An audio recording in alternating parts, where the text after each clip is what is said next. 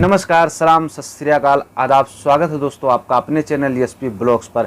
दोस्तों आज की वीडियो जो है बहुत इंपॉर्टेंट है क्वारंटाइन को लेकर के। जैसा कि क्वारंटाइन बताया जा रहा है, सऊदी अरब में 7 दिन का क्वारंटाइन हो रहा है। और तो आप कैसे करेंगे कि आपको क्वारंटाइन भी ना हो और आपको पैसा भी आपका ना लगे, इस पर मैं पूरी डिटेल में आपको बात बताने वाला हूँ। कुछ चार्टेड फ्लाइटें नेपाल से सऊदी अरब के लिए चालू कर दी गई हैं, किन के लिए और किस तरीके से चालू हैं, और भी काफ़ी सारी ऐसी बातें हैं जो कि मैं आपको शेयर करने वाला हूं। अगर आप किसी भी देश से वाया होकर आ रहे तो आपको एक फॉर्म फिलअप करना पड़ेगा, जिसको मैं आपको डिटेल में यहां पर दिखाऊंगा। तो आप लोग हमारे साथ वीडियो के एंड तक बने रहिए। वीडियो को पूरा देखेंगे तभी बात समझ में आएगी आपको, नहीं तो फिर वही बात होती है कि आधी बात समझ में आई, आधी बात नहीं समझ में आई। वैसे मैं कोशिश करता हूँ कि आप लोगों को अच्छे तरीके से समझा सकूँ। तो चलिए वीडियो को कर लेते हैं शुरू। सबसे पहले दोस्तों मैं बात कर लेता हूं इंडियन एम्बेसी से जो ट्वीट शेयर किया गया है, आप यहां पर देख सकते हैं। इस ट्वीट में के जरिए से सारी डिटेल खुलती है कि जो इंडियन एम्बेसी रियाद में है वो, नेपाल में है वो, और वहीं पर नेपाल सरकार से और सऊदी की सरकार से बातचीत करके चार्टेड फ्लाइटें चालू कर दी गई हैं नेपाल से सऊदी अरब के लिए।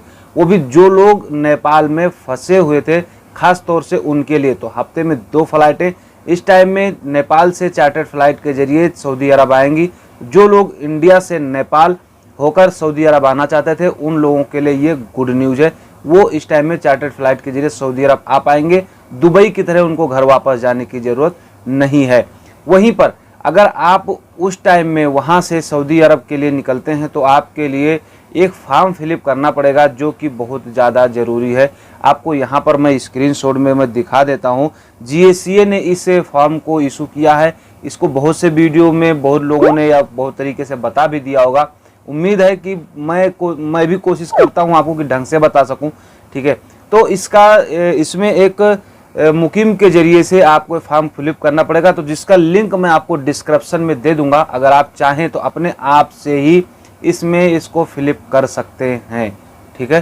तो ये यहाँ पर आप स्क्रीनशॉट देख सकते हैं। इसमें जब आप इसको क्लिक करेंगे डिस्क्रिप्शन में जाकर उस लिंक को, तो कुछ इस तरीके से यहाँ पर ये फॉर्म खुल जाएगा। और यहाँ पर आपको चेक रजिस्ट्रेशन तो करना नहीं है, क्योंकि रजिस्ट्रेशन आपको भी नया करना है। तो यहाँ न्यू रजिस्ट्रेशन है, इस पर आप क्लिक करेंगे जैसे, तो आपका कुछ इस तरह से पूरा सिस्टम खुल जाएगा, जिसमें आपको अपना नाम है, पासपोर्ट नंबर है, डेट ऑफ बर्थ है, ठीक है, और भी कहाँ के रहने वाले हैं, कब आए हैं, कब जाएंगे, कौन सा वैक्सीन आपको लगा है, मतलब कितने दिन बाद आपको जाना है नेपाल से सऊदी अरब में, सारा कुछ आपको डिटेल में भर के और उसके बाद में नीचे साइन अप कर देना है। और उसके बाद में आपका एक फॉर्म फिलअप हो जाएगा। तो इसके लिए आपको ज़्यादा टेंशन लेने की ज़रूरत नहीं है। कोशिश करूँगा मैं इस पर आपको वीडियो बना कर दिखाऊँ, फिलअप करके दिखाऊँ किस तरीके से भरा जाएगा, लेकिन इसके लिए आपको टेंशन लेने की ज़रूरत नहीं है। अच्छा, एक चीज़ और, फॉर्म जब आप फिलअप करेंगे तो इसमें जो बताया गया है कि आपने कौन कौन सा वैक्सीन लगवाया है, तो इसके लिए सऊदी अरब ने 4 वैक्सीन को अप्रूवल दिया है। जो कि इंडिया से जो लोग किसी भी देश होकर अगर सऊदी अरब जाते हैं या आते हैं तो उनके लिए 4 ही वैक्सीन अप्रूव है, जो कि उनको वही 4 वैक्सीन लगा रहेगा, तभी वो लोग सऊदी अरब में आ सकेंगे और उनको क्वारंटाइन नहीं किया जाएगा, वरना उनका क्वारंटाइन किया जाएगा। और उसके बाद में तो अब आपको मैं बता दूं वो कौन कौन से वैक्सीन है चारों, जो कि अगर आप सऊदी अरब में आते हैं तो आपको वैक्सीन यानी कि क्वारंटाइन नहीं किया जाएगा। तो आप यहाँ पर देख सकते हैं, स्क्रीनशॉट के जरिए मैं आपको हर चीज़ शेयर करता हूँ। आप यहाँ पर देख लीजिए, वैक्सीन लेने के 14 दिन बाद की यात्रा तो पहली बात करने की सलाह भी दी गई है कि वैक्सीन अगर लगी हो आपको इस टाइम में तो 14 दिन बाद ही आप सफ़र करें तो ही अच्छा होगा, ठीक है। वैक्सीन यानी कि आज वैक्सीन लगा, कल से ही परसों से हम सफ़र करना चालू कर दे कि चलो वाया नेपाल होकर हम सऊदी चल, ऐसा कुछ नहीं करना, ठीक है। तो इसके लिए, और जो 8 साल से नीचे के होंगे, जैसे कुछ लोग होंगे भाई अपने परिवार को भी लेकर आना चाहते हैं, तो 8 साल से जो नीचे के लोग होंगे उनके लिए एक RT-PCR टेस्ट जरूरी है। वैक्सीन उनका ज़रूरत नहीं है, उनके लिए बच्चों को ला सकते हैं, इसके लिए कोई दिक्कत नहीं। और जो लोग बड़े लोग हैं उनको कौन कौन सा वैक्सीन लगाना जरूरी है, तो आप यहाँ पर देख ही सकते हैं। 2 डोज फाइजर का लगा होना चाहिए, फाइजर बायोनटेक का, ठीक है। अगर दोनों डोज इसका दोनों लगा हुआ है तो भी आपको सऊदी अरब में क्वारंटाइन नहीं किया जाएगा, क्वारंटाइन से आपको छूट मिली रहेगी। दूसरी तरफ में ऑक्सफोर्ड एस्ट्राजेनेका, ठीक है, ये दो वैक्सीन हो गई। तीसरी है डोज जो है वो मॉडर्ना की है। अगर ये भी दोनों डोज लगा हुआ है तो भी आपको दिक्कत नहीं होगी। चौथी सबसे लास्ट में एक ही डोज अगर जॉनसन्स का आपको लगा हुआ है तो आप सऊदी अरब का सफ़र कर सकते हैं। और उसके बाद में आपको वैक्सीन की यानी कि वहाँ पर क्वारंटाइन नहीं किया जाएगा। ठीक है, अगर इन चारों वैक्सीन को आपने लगा लिया है तो अब मतलब मैं कोशिश तो कर रहा हूँ आपको समझाने की, समझ में आ गई बात। अगर नहीं समझ में आए तो एक बार फिर से थोड़ा पीछे जाना, देख लेना, समझ में आ जाएगी। कोशिश यही है मेरी कि आपको समझा सकूँ। ठीक है, तो ये चारों वैक्सीन जिनको लगा हुआ है वो लोग सऊदी अरब में अगर जाते हैं तो उनको क्वारंटाइन नहीं किया जाएगा, सीधा उस देश से होकर ये खाली फॉर्म फिलअप करना पड़ेगा। ठीक है, इसका लिंक मैंने आपको डिस्क्रिप्शन में दे दिया है। तो बस उस फॉर्म को फिलअप करने के बाद में आप वाया होकर क्वारंटाइन विदाउट क्वारंटाइन आप अपने काम पे सऊदी अरब में लग सकते हैं।